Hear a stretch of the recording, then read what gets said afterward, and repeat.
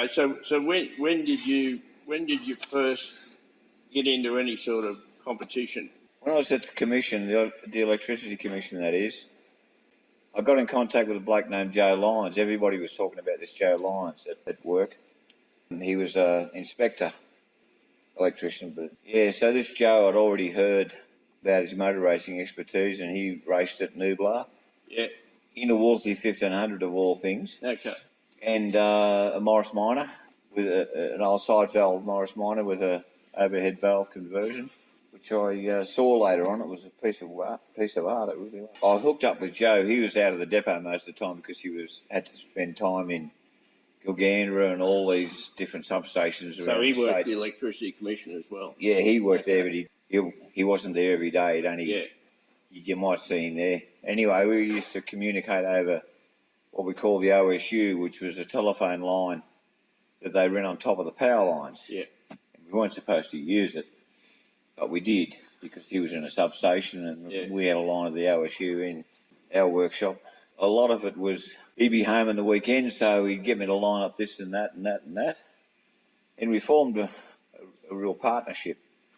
And he taught me all sorts of things, how to weld, and I was already learning how to weld anyway, but how to weld and different ways to do it, how to spray paint, we bought a boat together, we did all sorts of stuff together. Yeah, okay. Bought a number of cars and did them up and so on and so forth. One was a Austin Healey Sprite, Mark 1, Bugger Sprite. Bugger, yeah. It was crashed and we did that up and sold it, which I wanted to keep, but we sold it because we wanted money to fund our motor racing, Yeah. Finally, with a few projects we bought and sold, we bought the Hayes Air Porsche. Yes. Which is Jim Hazelden's creation, or not his creation, but people that he was the one who commissioned it. A very famous car in the Orange District. Yeah, it was. Yes. Of course, it had the early Porsche components in it. I'm not sure when it was built. It would have been built probably in the late 50s. Yeah, late 50s. I reckon middle to late 50s. But, so was that built by Hazelden? Do you know? Yeah, it was built by him, but I think he used a lot of craftsmen, different craftsmen to make the frame and all that sort of stuff. He was in the right industry to build something pretty good. Exactly, he's some pretty clever guys out there with the aircraft people and so on and so forth. So what did you and Joe Lyons do with the Hayes Air Porsche? Well, it was missing an engine. Joe lined it up at someone's place. I can't think of the name of the guy we bought it off now. But it was missing engine and quite a lot of stuff. And it was basically Volkswagen stroke Porsche. A lot of the components were very, very similar, the front end and rear end and all that sort of stuff. It had a combi gearbox in it, which was already turned upside down. Yeah. To make it go the right way. Otherwise, you'd have 4 reverses and 1 forward, like an Italian tank. So we decided, what are we going to put in this? And in the meantime, I'd had another escarpment off the road with me. And Joe saw the opportunity and said, how about we put the engine out of your Minor in the Hayes Air Porsche. Okay. I thought, I really wanted to do another Morris Minor, but anyway, I thought, yeah, okay. I couldn't resist the urge to go racing. So anyway, we put the BMC B series into the Hayes Air Porsche. We had to stretch it, and we did that by the big long back arms, the trailing arms from the torsion bar tubes back to the wheels. Yep. We made new ones of those longer.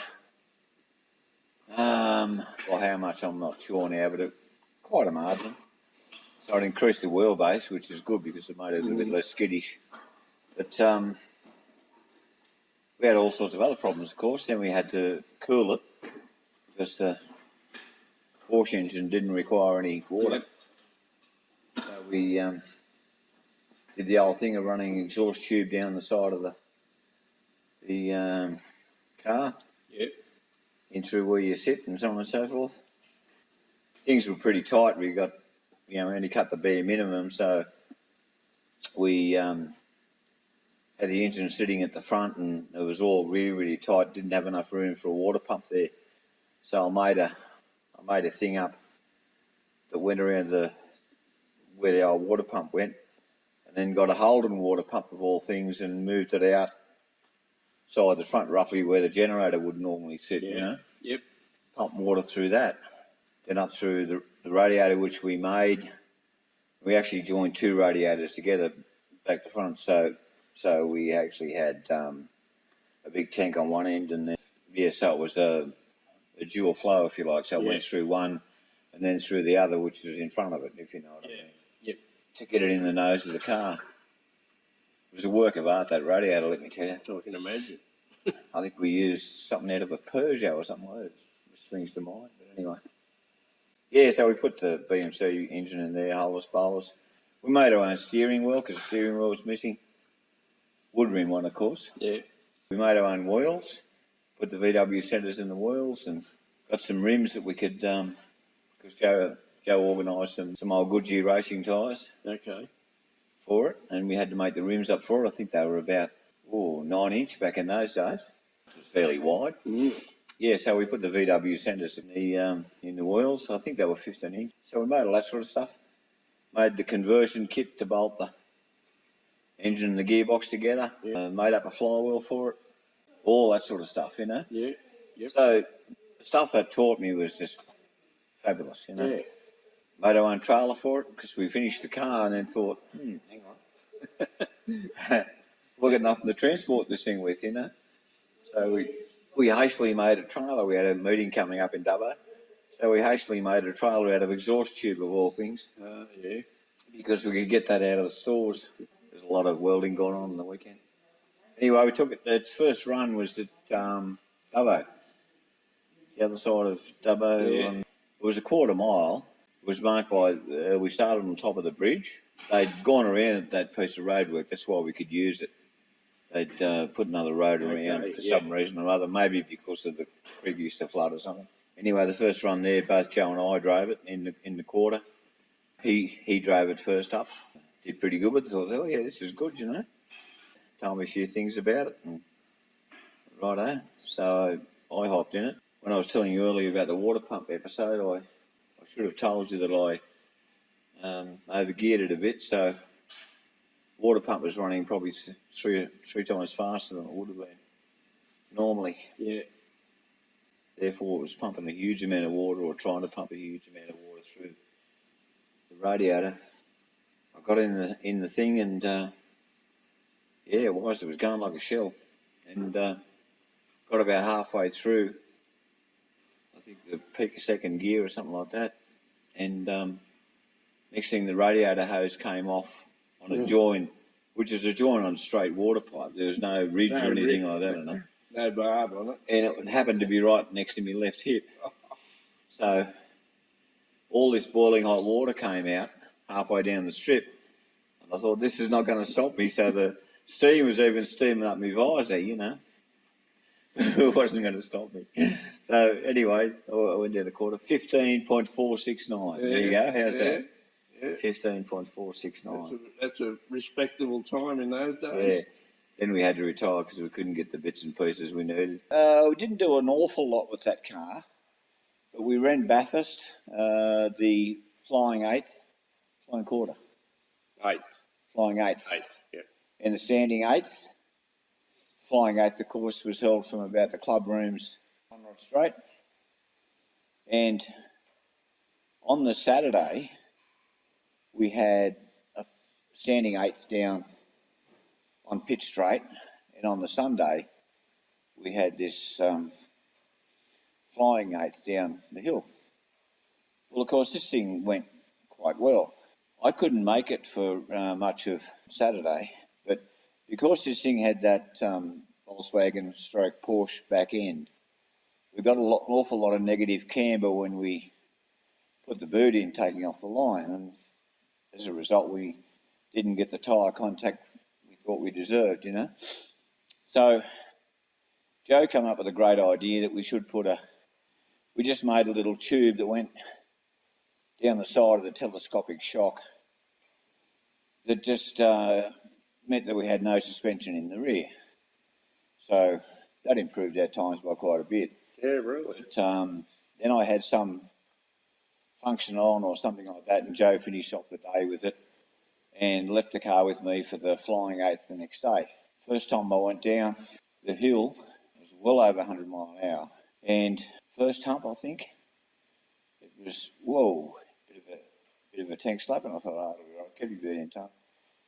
And the second one, it got awfully crossed up, and things virtually sideways. Like this was before we had the chase. Yeah. And to say that it frightened me is an understatement, but I'm sitting there on the car on the back wheel. After I got down, I finally got it down to the pitch down the bottom. I'm sitting on the back wheel and I've got the thinker's cap on. I'm thinking, why the hell is that so bad? And then I happened to spot these little things on the back shocks. I thought, oh, that makes a bit of sense. Solid links were still in it. Yeah. So later runs, I think we just did just under 130 mile an hour, I think. Wow. Yeah. Which was pretty good, I thought. Absolutely. Yeah. Yeah. I wasn't that anxious about taking off to another flying eighth for a while. And we didn't do a lot more with the car. We did a couple of hill climbs at Bathurst. I think we did a hill climb at Parks. We did do a hill climb at Parks. Can't tell you what the times were. Can't tell you what the outcome was, whether we won or not. No, I'd remember if I won, wouldn't I? You would. Yeah, you never remember the other ones. Anyway, Parks was a good hill climb. It was. Yeah. Good little hill. Yep. Always had the feeling you were falling off the top of the hill when you got up the second part of it. Yeah, so then basically started to build some other stuff then. Okay. So where did we go from there? Well, we had a Austin Farina, A40 Farina, which was people who are BMC nuts, and there's probably about 3 or 4 left on the planet. We'll be able to recognise them from the 60s. Okay, they weren't a bad-looking little car. They were sort of in hatchback. Like a little wagon, sort of. Like a little wagon, yeah. Exactly. And anyway, we shoehorned all lots of stuff into it, always on the cheap, of course. And I don't think we ever run it. I think we sold it to somebody before we actually ran it. All this stuff never cost us any money because we used to do jobs on other people's cars, and we'd buy and sell these things. And and there wasn't near enough motor racing going on for me. Yeah. Yeah. And then Joe got moved to Sydney. Okay. With the Electricity Commission. Yeah. I was sort of heading into a bit of like car club stuff with a few grass hill climbs and things like that. But I recall you had a brief encounter with a Formula V. I did. Me and Dave Fardell. Dave Fardell.